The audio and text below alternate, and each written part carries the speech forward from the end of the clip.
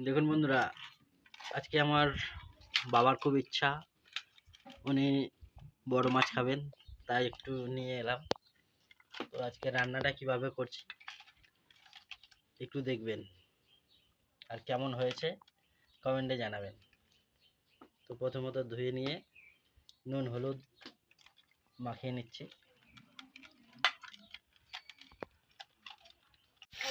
এখন আমি মাছটা ভেজে নিচ্ছে, আর রান্নাটা হচ্ছে কাঠের উনুনে। আর কাঠের উনুনে রান্না মানে অসাধারণ টেস্টি হবে। এবার আমি পেঁয়াজ বাটাটা ভেজে নিচ্ছি। ফোড়ন দিয়েছি তেজপাতা আর শুকনো লঙ্কা দিয়ে পেঁয়াজ বাটাটা কষিয়ে নিচ্ছি। এবার আমি দিয়ে দিচ্ছি টমেটো বাটা।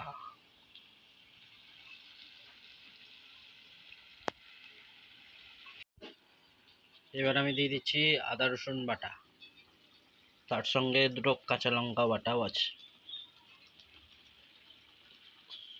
শুকনো লঙ্কা গুঁড়ো একদম দেবো না, আমরা কাঁচা লঙ্কাটাই ব্যবহার করব।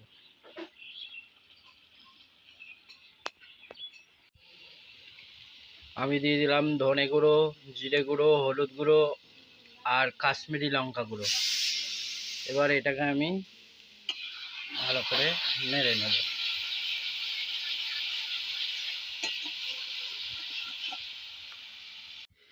আর বন্ধুরা, এটা আমার হচ্ছে পার্সোনাল তৈরি করা মশলা। এটা আছে আপনার, আমি বলেই দিচ্ছি, তেজপাতা, এলাচ, দারচিনি, লবঙ্গ, গোটা জিরে।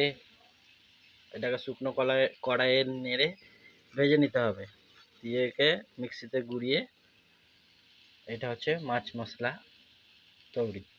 আপনারা ট্রাই করে দেখবেন, অনেক সুন্দর লাগবে, খুব সুস্বাদু টেস্ট আসবে।